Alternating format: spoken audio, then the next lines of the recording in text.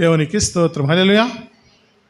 ఈ రోజున మనము బలలో పాల్గొనబోతున్నాం. గత వారమే బలలో పాల్గొనస్తున్నది, కానీ చాలామంది రావడానికి అనుకూలంగా లేదని ఉద్దేశంతో ఏం చేశామంటే ఈ వారం మార్చడం జరిగింది. దేవుని కృపను బట్టి సంఘమంతా కూడా పాల్గొనడానికి దేవుడు కృప చూపించారు. మరి బల్ల ఆరాధన మనం చాలా రోజుల నుంచి మనము రక్షణ పొందినప్పటి నుంచి కూడా బల్ల తీసుకుంటున్నాం. ఆయన శరీరంలో రక్తంలోనూ పాలుభాగస్తులై ఆయన మన ఆ వాక్యాన్ని మనం రోజు కూడా చదువుతూ ఉంటాం. ఎప్పుడైతే మన బలలో పాల్గొంటామో అప్పుడు కొరింథీ పత్రికలో ఉన్నటువంటి మొదటి కొరింథీ పత్రిక 11వ అధ్యాయంలో ఉన్నటువంటి వాక్య భాగాన్ని మనం చదువుతూ ఉంటాం.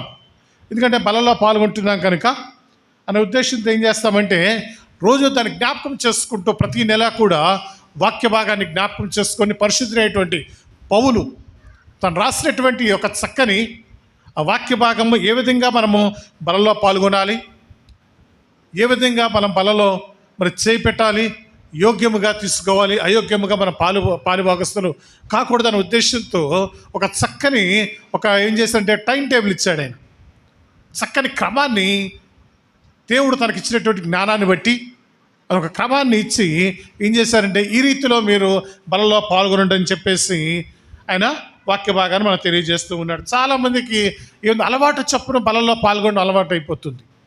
ఏదో బాప్తిసం తీసుకున్నాం కనుక నేను బలలో పాల్గొనాలి, ఇది అలవాటు ఆచారం అయిపోతుంది. కానీ దానిలో ఉన్న పరమార్థము అసలు ఎందుకు మనం బలలో పాల్గొనాలి, అసలు ఎందులో మనము ఆ రొట్టె ద్రాక్షసాన్ని మనము ప్రతి నెల స్వీకరించాలి అనేటువంటి ఉద్దేశము చాలామంది ఈ గ్రహింపులోకి రాని పరిస్థితి నేడు మనం చూస్తూ ఉన్నాం.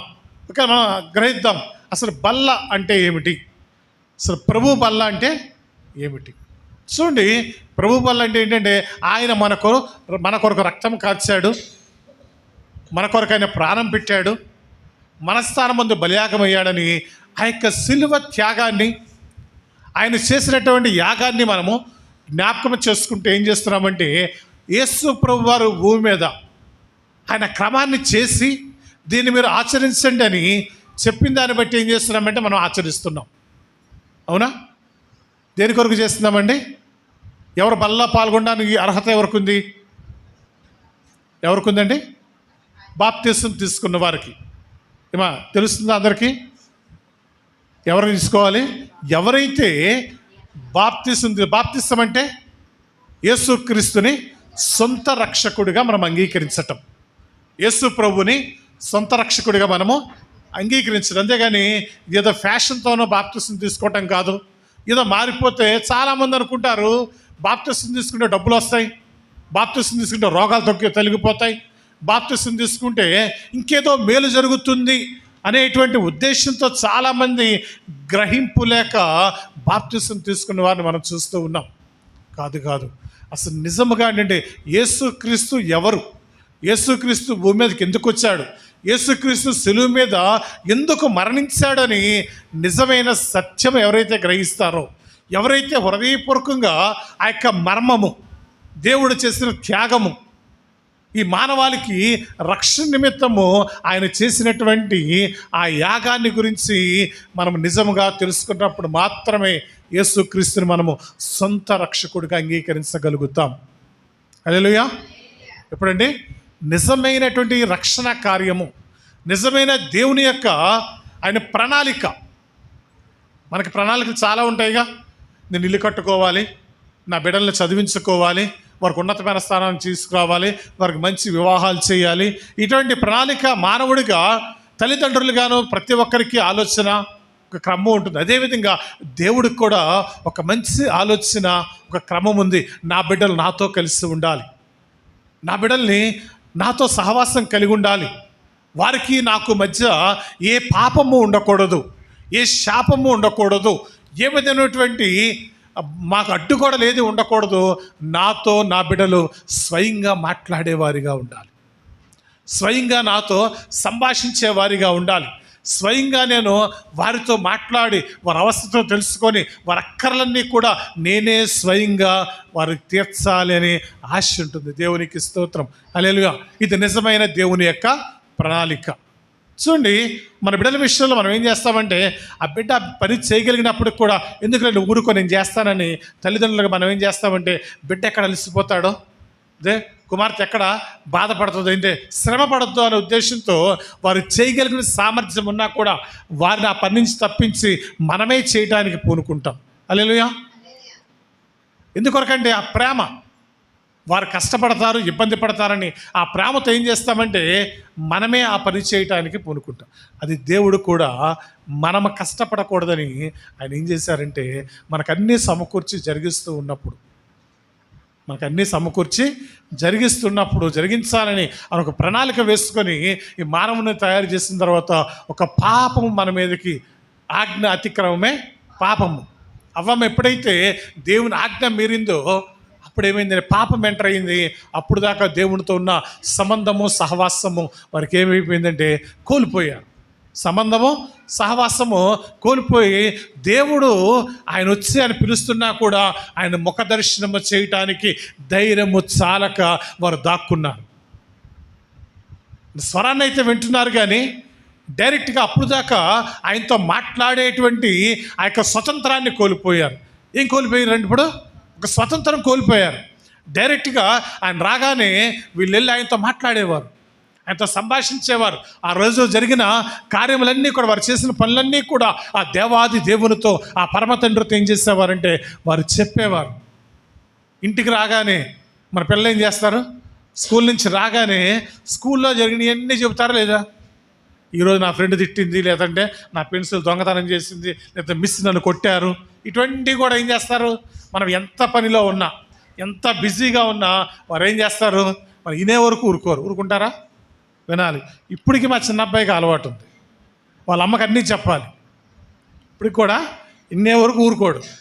ఆమె అమ్మ నాకు బాగాలేదు, నాకు అసలు బాగా వింటానరా కాదు. నేను ఆ రోజు బయటికి వెళ్ళి వచ్చిన తర్వాత ఏం జరిగిందో పోసకూర్చున్నట్టు వాళ్ళ అమ్మకి చెప్పాలి. దేవునికి స్తోత్రం. హల్లెలూయా. అలాగే తన బిడ్డలు తనతో చెప్తారు, మాట్లాడతారని ఆ దేవాది దేవుడు ఆ ఏదోను తోటలోకి వచ్చి ఆయన మాట్లాడుతూ ఉంటే, పిలుస్తూ ఉంటే ఏమంటే మీరు వెళ్ళట్లేదు. వాళ్ళు మేము దిగంబరులమే ఉన్నామంటే, నీకు దిగంబరని చెప్పిన వాడేవాడు? అప్పుడు దాకా ఉన్న స్వతంత్రాన్ని ఏం పోయారు, ఇక్కడ వీరు స్వతంత్రాన్ని కోల్పోయారు. దేవుని ముఖదర్శనాన్ని చేసేటువంటి ఆ యొక్క కృపను వీరు కోల్పోయారు. అప్పుడు దేవుడు ఏం చేశారంటే వారి దిగంబరత్వాన్ని తొలగించటం కొరకు ఆయన ఏం చేశారంటే వారికి చర్మపు చొక్కాలను తొడిగించెను. దేవునికి స్తోత్రం. హల్లెలూయా. ఏం చేశారంట, చర్మపు చొక్కాలను, వారికి వస్త్రాలు, వారికి ఏమి లేవు, ఆ దేహానికి వస్త్రాలు లేవు కనుక వారికి ఏమి ఇచ్చారంటే చర్మ వస్త్రాలు. ఎక్కడి నుంచి వస్తాయి చర్మ వస్త్రాలు? ఎక్కడి నుంచి వస్తాయి? అక్కడే తయారు చేసే లేవుగా. ఇంకా అప్పటికి సృష్టిలో ఏముంది, జీవరాశి ఉంది, కావలసిన మానవుడు కాదన్నీ కూడా ఏర్పాటు చేసినప్పుడు అప్పుడు మొట్టమొదటి బలిని దేవుడు అర్పించారు. దేవునికి స్తోత్రం. హల్లెలూయా. గొర్రె పిల్లని ఆయన బలి అర్పించి దాన్ని ఏం చేశారు, దాని నుంచి యాక వస్త్రాన్ని, చర్మపు వస్త్రాలు తయారు చేసి వారికి చేయాలంటే ఏం చేయాలి, ఆ చర్మం తీయాలంటే అక్కడ ఏం కావాలి, బలి అర్పించాల్సిందేగా. అంటే ఒకదాన్ని సంహరించాలంటే చంపాలి. ఆ ఫస్ట్గానే అక్కడే ఒక యాగము జరిగింది. దేవునికి స్తోత్రం. ఒక గొర్రెని దేవుడు ఏం చేశారంటే బలి అర్పించి దాని నుంచి చర్మపు చొక్కాలు తయారు చేసి అవ్వ ఆదాముకి వారికి ఏం చేశారంటే వస్త్రములను అనుగ్రహించారు. దేవునికి స్తోత్రం. హల్లెలూయా. వారికి ప్రొటెక్షన్, వారి దేహాన్ని కాపాడడానికి వారికి ఏమిచ్చారంటే వారికి చర్మం. అంటే మొట్టమొదటి బలి అవ్వ ఆదాము కాలంలోనే జరిగింది. ఊరికే బలిస్తే అది లెక్కలోకి వచ్చేది కాదు. ఎవరి కొరకు ఇచ్చాడు? అవ్వ ఆదాము కొరకు ఏం చేశారైనా చర్మపు చొక్కాలు వారికి ప్రొటెక్షన్ ఇవ్వటానికి, వారికి కాపుదలు ఇవ్వటానికి, వారి దేహాన్ని కప్పటానికి ఏం చేశారంటే ఒక గొర్రె పిల్లని ఆయన బలి అర్పించి దాని నుంచి ఆ చర్మాన్ని తీసి వీరికి వస్త్రాలుగా తయారు చేసి ఇచ్చారు. దేవునికి స్తోత్రం. హల్లెలూయా. హల్లెలూయా. అంటే బల్ల ఆరాధన గురించి మనము ధ్యానం చేస్తూ ఉన్నాం. అంటే మొదట బలి ఆదిమ కాలంలోనే, సృష్టి ఆరంభంలోనే దేవుడు మొదటి బలి చేశారు. రెండో బలి అర్పణ మనం చూస్తూ ఉన్నాము, పస్కా బలి పశువు. ఏంటంటే పస్కా బలి పశువుని ఇచ్చారు. రెండో బలి అది ఎప్పుడంటే వారు ఐగుప్తులో ఉన్నప్పుడు వారికి మరణదూత నుంచి రక్షణ కొరకు, దేని నుంచి అండి? ఆ దేశంలో ఉన్నటువంటి ప్రథమ సంతానాన్ని దేవుడు వారిని సంహరించాలని దేవుడు ప్రణాళిక చేసి ఐగుప్తులో ఉన్న ప్రతి ఇంటిలోనూ ప్రథమ సంతానముని ఆయన ఏం చేశారంటే మరణదూత వచ్చి వారిని సంహరిస్తుందని చెప్పినప్పుడు, కానీ మిమ్మల్ని నేను తప్పిస్తానని ఏం చేశారంటే అక్కడ గొర్రె రక్తాన్ని వేసి దీంతో హిస్సోపుతో దాన్ని ఏం చేయాలంటే అడ్డగమ్మికి అది నిలువుగా గుమ్మాలకి ఏం చేయాలంటే అడ్డముగాను నిలువుగానే వారికి ఏం చేయాలంటే ఆ రక్తాన్ని వారు ఏం చేయాలి? పూయాలి. ఏ రక్తం, ఆ రక్తం ఏ గృహం కమ్మిల మీద, ద్వార బంధముల మీద ఉంటుందో మరణదూత దాటిపోయి వెళుతుంది. దేవునికి స్తోత్రం, హల్లెలూయా. రెండో పస్కా బలి పశువుని దేవుడు అక్కడ ఏర్పాటు చేశారు.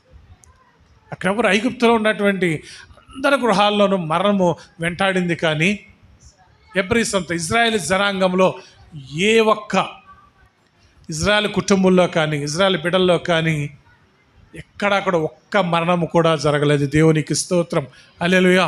అంటే ఎవరో నశించిపోట ఆయనకి ఇష్టం లేదు. ఆయన సాదృశ్యంగా చూపించాడు. ఆయన ఒక బలి అర్పణ ద్వారా నేను రక్షించబోతున్నాను, ఒక బలి అర్పణ ద్వారా నేను విమోచన లోకానికి నేను కలిగించబోతున్నానని ఆయన తెలియజేస్తూ ఏం చేశారు? ఇజ్రాయేల్ ప్రజలందరినీ కూడా ఆయన సంరక్షించారు. మరణదూత వారిని దాటిపోయి వెళ్ళిపోయింది. దేవునికి స్తోత్రం, హల్లెలూయా. ఏమైంది? మరణదూత రెండో ఒక బలి అర్పణ ఏం జరిగింది? రెండో బలి అర్పణలో ఏమైందంటే ఇజ్రాయేల్ జనాంగం అంతటినీ కూడా ఆయన సంరక్షించారు. ఎక్కడొక్కడ వారి కూడా జ్యేష్ఠ కుమారుడు ఎవరిని కూడా వారు కోల్పోలేరు. అదే రీతిలో అదే ప్రాంతం, అదే దేశంలో సంచరించే వారికి లేనిది ఏమిటంటే పస్కా బలి వారు అర్పించలేదు. ఆ యొక్క రక్తం వారి ద్వారబంధములు లేదు కనుక ఐగుప్తులో ఉన్నటువంటి ఆ ప్రజల యొక్క జ్యేష్ఠ సంతానం ఆఖరికి ఫరో గృహంలో కూడా తన కుమారుని కోల్పోయినట్లుగా మనం చూస్తూ ఉన్నాం. నిర్గమాకాండంలో ఈ చరిత్ర అంతా కూడా మనకు కనిపిస్తూ ఉంటుంది. దేవునికి స్తోత్రం, హల్లెలూయా. మూడోదిగా మనం చూస్తే మూడో బలి అర్పణ, దేవుడు మన కొరకు రక్తాన్ని కార్చాడు. మన కొరకైనా దేహాన్ని ఆయన నలగొట్టుకున్నారు. ఆ రోజున చూడండి, మత్తయి రాసిన సువార్త 26వ అధ్యాయం 26వ వచనం.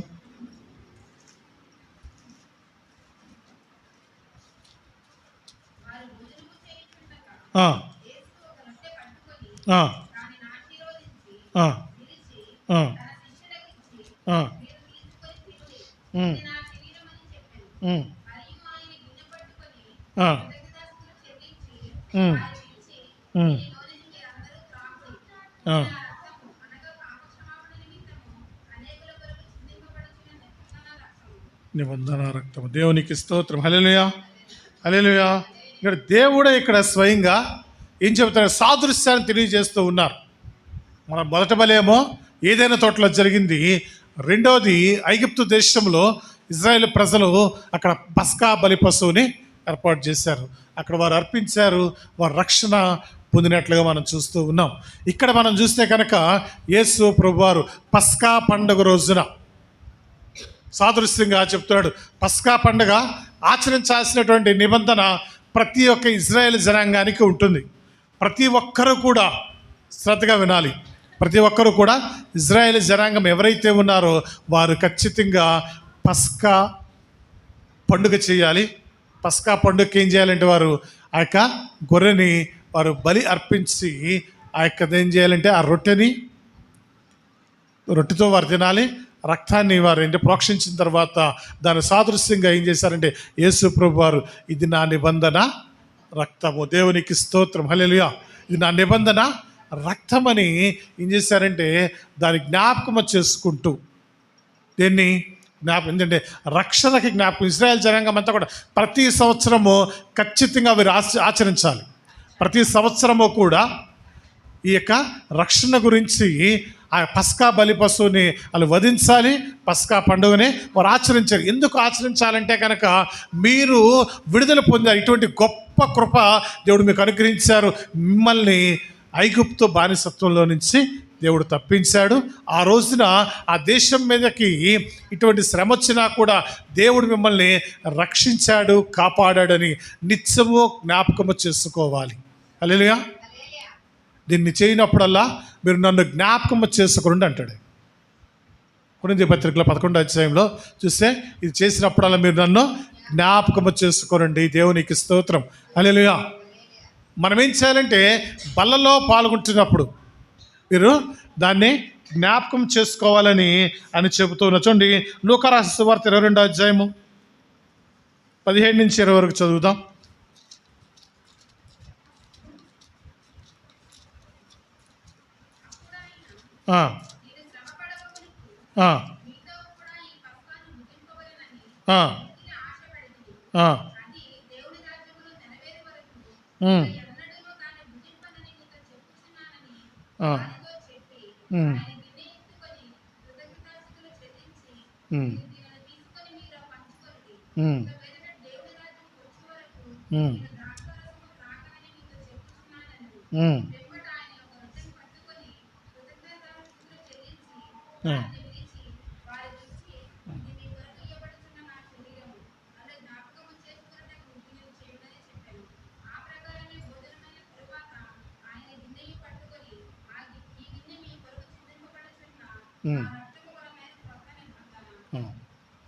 దేవునికి స్తోత్రం. హల్లెలూయా. ఆయన చెబుతూ ఉన్నాను, నేను చేయబోయేదాన్ని కూడా ఆయన ముందుగానే తెలియజేస్తున్నాడు. ఇక్కడ ఆయన ఈ గిన్నెను మీ కొరకు చిందించున్న నా రక్తము అంటే మనము బల్లో పాల్గొంటున్నామంటే అది ద్రాక్షరసాన్ని మన దేనితో మనం పోల్చుకుంటున్నాము. యేసయ్య మన కొరకు కార్చిన రక్తము. యేసయ్య మన కొరకు ఆ కలువరి శిలువలో కార్చిన రక్తమని ముందుగానే ఆయన ఏం చేస్తున్నారంటే తన శిష్యులకు తెలియజేస్తూ ఉన్నాడు. ఆయన తన సంఘానికి, సమాజానికి ఆయన తెలియజేస్తూ ఉన్నాడు. చేయబోయే త్యాగపూరితమైనటువంటి ఆ యాగాన్ని, నా రక్తాన్ని నేను చిందించబోతున్నాను. నేను మీ కొరకు, మానవాళి విడుదల కొరకు, మానవాళి విమోచన కొరకు, మానవాళికి విమోచన అనుగ్రహించటం కొరకు నేను నా శరీరాన్ని నలగొట్టుకుంటున్నాను. అదేవిధంగా నా దేహంలో ఉన్న రక్తాన్ని కూడా నేను కారుస్తున్నాను కనుక మీరు దీన్ని ఆచరించండి, దీన్ని మీరు చెయ్యండి అని. ఎందుకొరకంటే ఆయన చక్కగా ఏం చేస్తున్నారు, వివరించి మరీ చెప్పారు. కానీ ఈ వివరం మనం ఏం చేస్తున్నామంటే మర్చిపోతూ ఉన్నాం. ఇంత గొప్ప త్యాగాన్ని మనం ఏం చేస్తున్నామంటే మర్చిపోతూ ఉన్నాం. దానికి విలువని ఇవ్వలేకపోతున్నాం. దానికి సరైనటువంటి ఇంపార్టెన్స్ మన బల్లారాధన అనేసరికి చాలా వాడుక, అలవాటుగాను, లేదంటే అందరితో పాటు మనం కూడా అనే ఉద్దేశంతో వెళ్ళిపోతున్నారు. కానీ ఎక్కడా కూడా దీనిలో ఉన్న ప్రాముఖ్యము, ఎంత భక్తితో, ఎంత విధేయతతో, ఎంత పరిశుద్ధంగాను, ఎంత పవిత్రంగాను దీనిలో పాలి భాగస్తులు కావాలనే విషయాన్ని ఏం చేస్తున్నామంటే చాలా నిర్లక్ష్యం చేస్తున్నాం. కానీ దేవుడు చాలా వేదన పడుతూ ఉంటాడు. అయ్యో, నేను చేసింది వీరి చాలా చులకనైపోయింది నేడు సమాజంలో. ఇంత గొప్ప త్యాగాన్ని నేను చేస్తే, ఇంత గొప్ప ఈ భారాన్ని నేను మోసి నా బిడ్డల కొరకు అంటే ఆఖరి రక్త బొట్టు వరకు కూడా ఆయన కార్చారు. మామూలు విషయం అండి. మనం ఆయన ఎందుకంటే మానవుడిగా ఈ లోకానికి వచ్చి, అది దేవుడు అనుకోండి, ఆయన కారుస్తూ ఉంటే కొన్ని టన్నులు వస్తూనే ఉంటుంది. వస్తుందా? లీటర్లు కూడా ఇవ్వగలడు ఆయన. ఆకాశం చెయ్యి ఎత్తి కిందకి చెయ్యి చేపాడు అనుకోండి, వస్తూ ఉంటుంది. ఎంత కావాలంటే అంత వస్తుంది. సముద్రాలు పొంగినట్లుగా పొంగించగల సమర్థుడు, సర్వశక్తివంతుడు. కానీ అట్లా కాదు కదా, ఆయన ఒక నిరరూపధారుడిగా ఈ భూమి మీదకి వచ్చి, ఒక మానవుడిగా ఈ భూమి మీద జీవించి, మానవుడిగా మనతో మాట్లాడి, మానవుడి దేహాన్ని ఆయన ధరించినటువంటి ఆయన మహిమ శరీరాన్ని కాకుండా మానవ దేహాన్ని ధరించి, ఆ దేహంలో ఎంతైతే ఉంటుందో రక్తం 5.5 లీటర్లు రక్తం ప్రతి మానవుడు దేహంలోనూ ఉంటుంది. 5.5 లీటర్ రక్తం కారిపోయేంతవరకు కూడా ఆయన ఏం చేస్తాడు, ప్రాణంతోనే ఉన్నాడు. అసలు మనం కొద్దిగా ఏళ్ళు తెగితేనే మనం ఓర్చుకోలేము. చిన్న గాయం అయితేనే మనము తట్టు గొగ్గోలు పెట్టేస్తాము. ఏవద్దంటే కళ్ళు తిరిగి పడిపోవడం చాలా ఉంటాయి, అవునా? కానీ యేసుప్రభు సోకోల్పోయాడైనా మనలో 5.5 లీటర్ రక్తం ఉంటే ఒక 2 లీటర్లు తగ్గింది అనుకోండి, ఆటోమేటిక్గా కళ్ళు తిరిగి పడిపోతాం. మనం ఏంటంటే స్పృహ కోల్పోతాం, ఏ వ్యక్తి అయినా కూడా. యేసు ప్రభు వారు ఏంటంటే స్పృహలో ఉండి సులువు మీద మాట్లాడుతూ ఆ రక్తాన్ని కారుస్తూనే ఉన్నాడు. రక్తాన్ని కారుస్తూనే ఉన్నాడు. ఎక్కడా కూడా ఆయన ఏం చేశారంటే మనము గ్రహించాలని, మానవుడు తెలుసుకోవాలని, మానవుడు ఎందుకొరకంటే ఆ యొక్క ఇంత త్యాగాన్ని నేను చేస్తున్నాను కనుక వారి గ్రహింపు రావాలనే ఉద్దేశంతో ఆయన అంతగా ఆయన యొక్క శిలువ మరణాన్ని పొందినటువంటి దేవుడు ఆయన. దాని సాదృశ్యంగా ఏదో చులకనగానో ఆ యొక్క రక్తాన్ని మనము తీసుకోవటం కాదు, కానీ చాలా గౌరవంగాను విధేయతగాను దాని ప్రాముఖ్యంగా అది ఎంతగానో ఎట్లా ఉండాలంటే అది ఎప్పుడు మనం దొరుకుద్దా అన్నటువంటి ఆశ కలిగి మనం ఉండాలి. ఎప్పుడు నేను తీసుకోవాలి. ప్రతి వారం ఆదిమ కాలంలో మనం చూస్తే వారు ఇంటింటా రొట్టె విరుస్తూ ఇంటింటా ఏం చేశారంటే ప్రతిరోజు చేశారు. తర్వాత కొన్ని సంఘాల్లో కొన్ని రకాలుగా ప్రతి వారం ఇచ్చే సంఘాలు కూడా దేవుని కృపను బట్టి కొన్ని సంఘాలు నెలకొకసారి క్రమంగా జరిగించేటువంటి సంఘాలు కూడా ఉన్నాయి. కానీ మనం ఒక నెలకొకసారి మనం ఇది ఆచరిస్తూ ఉన్నాం. ఈ ఆచారం కాకుండా హృదయపూర్వకంగా ఆచరించేవారిగా ఉండాలని దేవుని పేట మీ అందరినీ కోరుతున్నాను. దేవునికి స్తోత్రం. హల్లెలూయా. మనం ఏం చేయాలంటే ఏ రకంగా తీసుకోకూడదు. ఇంత గొప్ప త్యాగం చేసినటువంటి దేవుని దాని యందు మనకే ఉండాలి, గౌరవం ఉండాలి. హృదయంలో ఉండాలి, ఒక తపన ఉండాలి మనకి. దానికి ప్రాముఖ్యత ఇవ్వాలి. ఒక విలువైన వస్తువుని మనం కొనుక్కుంటే, ఒక బంగారు వస్తువు కొంటే చాలా భద్రంగా 3 మూటలు కట్టి 4 ముళ్ళు వేసి బీరువాలో పెడతాం. అవునంటే అది విలువైంది, చాలా ప్రాముఖ్యమైంది. అది నా జీవితానికి మేలు చేసేది. ఎందుకొరకంటే బంగారం అంటే విలువ. ఎప్పుడైనా కష్టం వస్తే అది ఆదుకుంటుంది, కష్టం వస్తే ఏదన్నా నాకు ఉపయోగపడుద్ది, అది ఉంటే సమాజంలో గౌరవం వస్తుంది. ఇవన్నీ కూడా ఏమిటంటే లోక సంబంధమైనటువంటి ఆశతో కూడుకున్నటువంటి దాని మీద ప్రేమ మక్కువ ఎక్కువ ఉంటుంది. కానీ దానికంటే విలువైనది, దానికంటే మేలైనది, దానికంటే గొప్ప జీవితాన్ని మనకు అనుగ్రహించింది, పాపం నుంచి శాపం నుంచి విడుదల అనుగ్రహించినటువంటి ఇక రొట్టె ద్రాక్షసము దాని సాదృశ్యం మన రక్షణకు గుర్తుగా ఉందని, మనకి దేవుడు చేసిన ఆ యొక్క బలికి ఆ శిలువ త్యాగానికి గుర్తుగా ఉన్నటువంటి ఈ బల్ల ఆరాధన ప్రభు బలని ఏం చేస్తున్నామంటే నిర్లక్ష్యం చేస్తున్నాం. కానీ దాన్ని బట్టి అది బంగారానికంటే దానికంటే ప్రాముఖ్యమైనది, దానికంటే విలువైనది కనుక దాని ఎడలు ఇంకా మక్కువ, ఇంకా చాలా శ్రద్ధ మనలో ఉండాలని వాక్యం ద్వారా మనం తెలుసుకుంటున్నాం. దేవునికి స్తోత్రం. హల్లెలూయా. చాలామంది ఏం చేస్తారు, దేని కొరకు ఎలా తీసుకోకూడదంటే నా పాపాలు క్షమించబడతాయని కాదని తీసుకోవచ్చు. చాలామంది ఏమనుకుంటారంటే ఈ నెలంతా చాలా తప్పులు చేశాను కనుక బలలో పాల్గొంటే నా పాపాలన్నీ తొలగిపోతాయి. ఆ రొట్టెలో నేను ఆ బలలో చేయి పెడితే కనుక ఆ శరీరంలోనూ ఆ రక్తంలో నేను పాలుభాగస్తున్నైతే కనుక నేను ఈ నెలంతా చేసిన పాపాలన్నీ కూడా తొలగిపోతాయి. కొన్ని సిద్ధాంతాలు, అటువంటి ఆచారాలు కొన్ని వాడుకలోకి తీసుకువచ్చారు. కానీ పొరపాటును కూడా నువ్వు బలలో పాల్గొన్నంత మాత్రాన నీ పాపము క్షమించబడదు, పాపము క్షమించబడదు. తర్వాత కొంతమంది ఏమనుకుంటారంటే ఏం చేస్తారు, మారు మనసు వచ్చేసింది అనుకుంటారు. బలలో పాల్గొంటే నాకు మారు మనసు పొందినట్టే అనుకుంటారు. అది కూడా తప్పుడు సిద్ధాంతమే. మూడోదిగా మనం చూస్తే రోగాలు జ్వరాలు తగ్గిపోతాయి. చాలామంది వెళ్తారు, కొంతమంది రక్షణ లేని వారు కూడా ఇదో ప్రసాదం అనుకొని స్వీకరించే వారిని నేను చూశాను. చాలామంది ఇదో ప్రసాదం అనుకుంటారు, లేదంటే ఇదేదో మాకు ఇస్తున్నారు కదా అని తీసుకుంటున్నాం అనుకుంటే కాదండి. ఈ మన శరీరంలో రోగాలు ఏం పోవు. ఏమొస్తాయి, ఏం పోతాయి? మానసిక స్వస్థత వస్తుంది. దేవునికి స్తోత్రం. హల్లెలూయా. నువ్వు ఎప్పుడు యోగ్యముగా బలలో పాల్గొనాలి. యోగ్యంగా నువ్వు అదే కానీ యోగ్యం లేకుండా తీసుకుంటే ఏమవుతుంది, అర్హత లేకుండా ఏమవుతుంది, బలహీనులు అయిపోతారు. ఏమంటున్నాడు దీని వాక్యం సెలవిస్తుంది, మీరు బలహీనులు అయిపోతారు అంటున్నాడు ఆయన.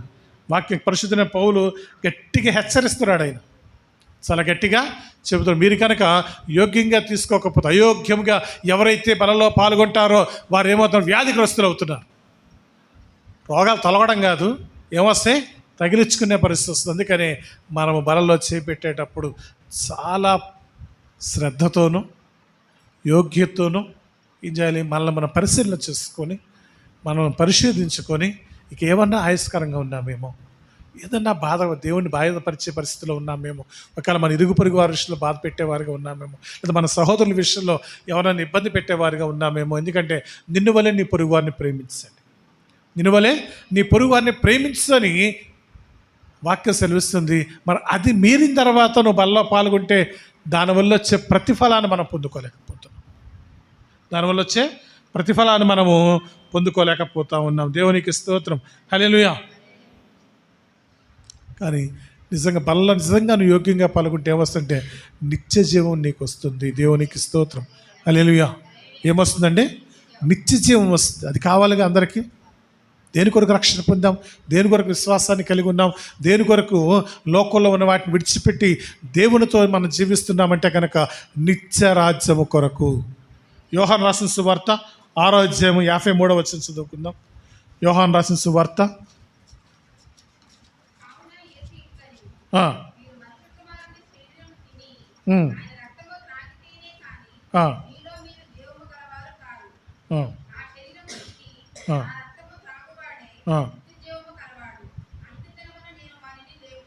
దేవునికి స్తోత్రం. హల్లెలూయా. నా శరీరం తిని రక్తములో త్రాగువాడు ఏమవుతారంట? నిత్య జీవము గలవాడు. దేవునికి స్తోత్రం. హల్లెలూయా. మనం యోగ్యముగా ఎప్పుడైతే పాలుభాగస్తులు అవుతున్నామో ఏమవుతుందో మనము నిత్య జీవము కలవారిగా ఉంటాం. ఇది ఎప్పుడు చెబుతున్నారు? యేసు ప్రభువారు భూమి మీద ఆయన సంచరిస్తూ ఉన్నప్పుడు ముందుగానే ఆయన చేయబోయేటువంటి సిలువ యాగాన్ని గురించి ఆయన తెలియజేస్తూ చాలామంది అంటున్నారు ఆ రోజుల్లో ఈయన బ్రతికుండగానే ఈయన శరీరం తినమంటున్నాడు, రక్తం తాగమంటున్నాడు ఏంటని చాలామందికి అర్థం కాలేదు. దాని కొరకు ఏం చేశాడు ఆయన? పస్కా పండుగ రోజున దాని సాదృశ్యాన్ని తీసుకుంది. ఏదైతే చెప్పాడో వీరికి ఏం చేశారంటే క్రియారూపముగా ఆయన చూపించి ఇది నా శరీరము, ఇది నా రక్తమని వారికి కార్యరూపంలో ఆయన ఏం చేశారంటే దాన్ని చూపించారు. అంటే ఎంత ప్రాముఖ్యత దేవుడు ఇచ్చారు. సిలువ త్యాగానికి ఎంత ప్రాముఖ్యత ఇచ్చాడో దేవుడు బల్లకు కూడా అంతే ఆ ప్రాముఖ్యత ఇచ్చాడు. ప్రభు బల్లకు కూడా దేవుడు అంతా ప్రాముఖ్యత ఇచ్చి మొదటిగా హెచ్చరించారు. రెండవదిగా ఆయన కార్యరూపంలో ఆయన చూపించి తన శిష్యులకి ఆయన దగ్గరుండి దాన్ని ఏ విధంగా తీసుకోవాలో కూడా ఆయన బోధించారు. దేవునికి స్తోత్రం. హల్లెలూయా. అంత మాత్రమే కదా, ఆయన తిరిగి లేచిన తర్వాత కూడా ఆయన శిష్యులు కనపడిన తర్వాత కూడా ఇదే రొట్టెని విరిచి వారికి రొట్టెని పంచినట్లుగా మనం చూస్తూ ఉన్నాం. దేవునికి స్తోత్రం. హల్లెలూయా. ఇవన్నీ కూడా ఏమిటంటే దేవుడు మానవుడికి ఎడల ఆయన చూపిస్తున్నటువంటి మిక్కటమైన ప్రేమ కనిపిస్తుంది. కానీ ఆయన ఎక్కడ కూడా ఇందులో ఆయన మనల్ని కమెంట్ ఆయన చేయట్లేదు. ఆయన కమెంట్ ఆయన చేయట్లా. కానీ మనము లోబడాలి. మనం ఏం చేయాలి? ఆయన ప్రేమకు దాసులైపోవాలి. ఏమవ్వాలి? క్రీస్తు ప్రేమకి మనము దాసులైపోవాలి. ఆయనకు మన హృదయాన్ని ఆయన పరిపూర్ణంగా మనం అప్పగించుకోవాలి. మన హృదయాన్ని ఆయనకి పరిపూర్ణంగా అప్పగించుకుంటేనే కనుక మనము మన జీవితాన్ని దేవుడు మెచ్చేదిగా, దేవుడు ఇష్టమైనదిగా, దేవుడి కొరకు యోగ్యముగా మనం జీవించడం. లేదంటే అయోగ్యముగా మనకు నచ్చినట్లు మనం జీవిస్తూ ఏదో వాడుకు చప్పుడు బలలో పాల్గొన్నామంటే కనుక మనం ఎక్కడికి వెళ్ళాం? మొదటగా నిత్య రాజ్యాన్ని మనం కోల్పోతున్నాం, నిత్య జీవాన్ని మనము కోల్పోతాం. ఎందుకంటే లాస్ట్లో చూసుకుందాంలేండి, ఇప్పుడు అయితే గడిచిపోతుందిగా అనుకుంటే కాదు. ఎప్పుడైతే రక్షణ పొందిన తర్వాత ప్రతి దానికి లెక్క చెప్పవలసినదే. నువ్వు రక్షణ పొందిన తర్వాత మారు మనసు పొంది ఎప్పుడైతే యేసుక్రీస్తుని సొంత రక్షకుడిగా అంగీకరించి బాప్తిసం తీసుకున్నావో నీవు ఖచ్చితంగా ప్రతి మాట, ప్రతి క్రియ, ప్రతి నడత కూడా దేవుడు నీ లెక్క అక్కడ చెబుతాడు. తీర్పు తీర్చే దినమున ప్రతిది కూడా చట్టాలాగా వచ్చేస్తుంది. ఎక్కడ వస్తుంది? చిట్టా చక్కగా వస్తుంది అక్కడ. ఆయన మనం ఎంత అకౌంట్లు చూసుకుంటాం. ఫోన్పేలు వచ్చిన తర్వాత బాధ వస్తున్నాగా, వచ్చింది ఎంత, వెళ్ళింది ఎంత, టక్మని కష్టపడుకుంతమంది బ్యాంక్ వెళ్ళాలి. బ్యాంకులోకి వెళ్ళి ఆయన అడిగి ఆయన బతిమాల దగ్గర స్టేట్మెంట్ ఇచ్చేవాడు కాదు. మరి దానికి డబ్బులు కట్టాలి. ఏంటంటే జమా ఖర్చులు. అయితే ఆడిటర్ దగ్గరికి వెళ్తే వాడిని లెక్కలేసి, బాబు నువ్వు ఇంత సంపాదించావు, ఇంత ఖర్చు పెట్టావు, ఇంత ట్యాక్స్ కట్టాలని చెబుతూ ఉంటారు. మనకు కూడా అకౌంట్, దేవుడు పరలోకంలో పెద్ద అకౌంట్ ఉంది మనకి. హల్లెలూయా. ఉందా? పాపాలు ఇంకేంటుంటాయి? పుణ్యాలా? మామూలు లోకస్తులు ఏమని చెప్తారు? పాపం, పుణ్యం. అవును కదా? మన పుణ్యం కాదు, క్రమము కలిగి జీవించటం, అదే పుణ్యం. ఏంటంటే దేవుడిని ఎప్పుడైతే నువ్వు తృప్తి కలిగించావో, దేవుని మాటకి ఎప్పుడైతే విధేయత చూపించావో, దేవుడికి ఎప్పుడైతే లోబడ్డావో, దేవుడు చెప్పినట్లుగా వాక్యాన్ని అనుసరించి జీవించినప్పుడు నీ దగ్గర ఏముండదంటే అతిక్రమం ఉండదు. అతిక్రమం లేకపోతే పాపం లేదు. ఏం లేదండి, అతిక్రమం లేకపోతే పాపం. వాక్యం ఇలా చెబుతుంది కనుక నేను ఈ రీతిలోనే నేను జీవించాలి, వాక్యానుసారమైన జీవితాన్ని నేను కలిగి ఉండాలని ఎప్పుడైతే ఒక చక్కని తీర్మానము మన హృదయాల్లో నాటబడి ఉంటుందో అప్పుడు మన దగ్గర అక్రమం అంతా కూడా తొలగిపోద్ది. మన జీవితం అంతా క్రమంగానే ఉంటుంది. క్రమం ఉన్నప్పుడు ఏమొస్తుంది? క్రమశిక్షణ వస్తుంది. అవునా? క్రమశిక్షణగా మనకు కావాల్సింది. దేవుడు కోరుకునేది కూడా అదే క్రమశిక్షణ కలిగి మనం ముందుకు వెళ్ళాలని దేవుడు కోరుకుంటున్నాడు. దేవునికి స్తోత్రం. హల్లెలూయా. దేవుడు తన కృపచేత మనం ఏం చేద్దాం, బల్లలో యోగ్యముగా పాల్గొనడానికి మనం సిద్ధపడదాం. అంతేగాని ఏదో వాడుకు చొప్పునైతే పొరపాటు బల్లలో పాల్గొనద్దు. దయచేసి ఎవరో కూడా ఏదో అలవాటు చొప్పున వాడుకు చొప్పున ఏదో ఇది వెళ్ళాలి, లేదా అమ్మ కోపడద్దు, నాన్న కోపడతాడు, లేదా ఫాస్టర్ గారు బల్లారాధనకు వెళ్ళకపోతే ఏమని అనుకుంటారు. కాదండి, యోగ్యత మన హృదయంలో ఉండాలి, శ్రేష్టత మన హృదయంలో ఉండాలి. నేను వాక్యాన్ని నేను స్వీకరిస్తున్నాను, వాక్యానుసారంగా నేను జీవిస్తున్నాను, దేవుడికి ఇష్టంగా నేను బ్రతుకుతున్నాను అని చాలా నిబద్ధతతోనూ నిష్ట, మనం ఏమంటాం, నిష్ట అంటాం కదండి. ఏదైనా వ్రతం చేస్తున్నాం అనుకోండి, లేదంటే ఏదైనా నాజీరు చేయబడిన వాడు ఏం చేయాలంటే ఒక క్రమాన్ని కలిగి ఉంటాడు. చేయకుండా పనులు ఏవి కూడా నాజీరు అంటే వ్రతము అని. నాజీరు చేయబడిన వ్యక్తి మనకి న్యాయపద్ధతి గ్రంథంలో కనిపించే సంసోను నాజీరు చేయబడినవాడు, దేవునికి ప్రతిష్ఠించబడినవాడు. దేవునికి ఆయన ఏం చేసే వ్రతాన్ని చేస్తూ ఉన్నాడు ఆయన. మనం కూడా ఏమైనా నాజీరు చేయబడ్డాం, దేవుని వ్రతాన్ని మనము చేస్తున్న ఒక నిష్టలో మనం ఉన్నాం. ఎందులో ఉన్నామంటే క్రీస్తు నామమనే ఒక నిష్టని కలిగి మనం జీవిస్తూ ఉన్నప్పుడు ఏది కూడా అతిక్రమమైన దాన్ని మన జీవితాల్లోకి లేకుండా మన క్రమమైన జీవితాన్ని మనం కలిగి జీవించగలిగితే కనుక మనం నిత్యరాజ్యాన్ని పొందుకుంటాం, నిత్య జీవాన్ని మనము పొందుకుంటాం.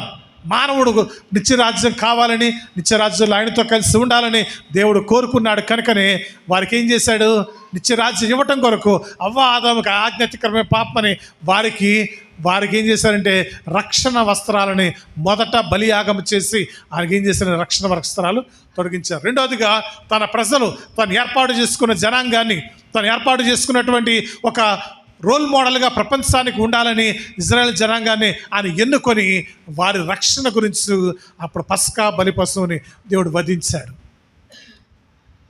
తర్వాత మూడోదిగా దేవుడు ఏం చేశారంటే సర్వమానవాళి పాపం నిమిత్తం ఈ భూమి మీద ఉన్న ప్రతి మానవుడు కూడా ఆయన సృష్టి, ప్రతి ఒక్కరు రక్షణ పొందాలి, మార్మనసు పొందాలనే ఉద్దేశంతో ఆయన ఏం చేశారంటే ఆయన సిలువ యాగం, తానే స్వయంగా భూమి మీదకి వచ్చి ఆయన సిలువ యాగాన్ని చేశారు. ఇంత గొప్ప కార్యము మన ఎడల దేవుడు చేస్తే ఇంకా మనం నిర్లక్ష్యం చేసేవారుగానే ఉన్నామేమో, ఇంకా ఆయన్ని గాయపరిచేవారుగా ఉన్నామేమో, ఇంకా దాకా దేవుడు చేసినటువంటి ఆ సిలువ యాగాన్ని మనం నిర్లక్ష్యం చేసి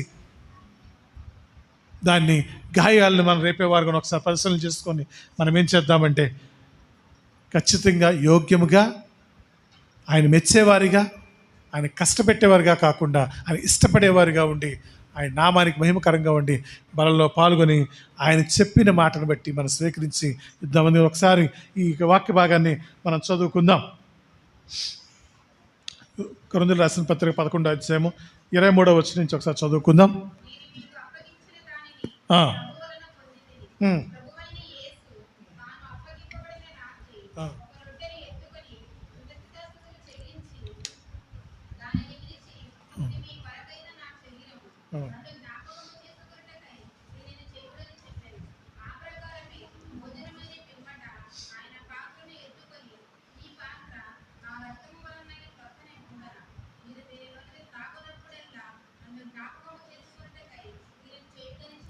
నన్ను జ్ఞాపకం చేసుకున్నట్టకై దీనిని చేయడం చెప్పాడు. మనం ఎవరిని జ్ఞాపకం చేసుకోవాలి?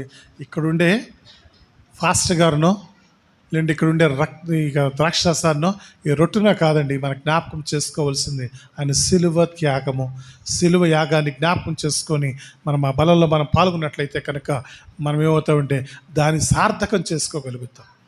నిజమైన మనం పొందిన రక్షణకి తగినటువంటి ప్రతిఫలాలు దేవుడు ఏదైతే ఏర్పాటు చేశాడో, ఏదైతే మనకు అనుగ్రహించాలనుకున్నాడో, ఏదైతే శ్రేష్టమైనటువంటి ఈవులు మనకు ఇవ్వాలనుకున్నాడో అవన్నీ కూడా మనం స్వతంత్రించుకోగలుగుతాం, అవన్నీ కూడా మన జీవితాల్లో మనం తీసుకోగలుగుతాం.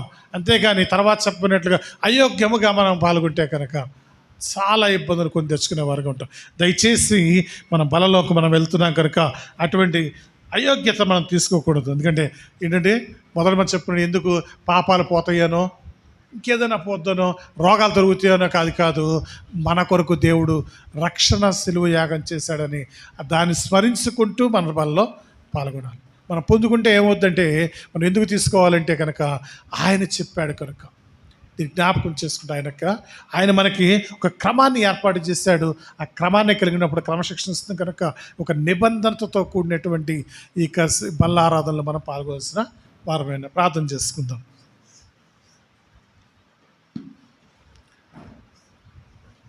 మహోన్నతుడా, సర్వోన్నతుడా, సర్వాధికారి, సర్వంతరి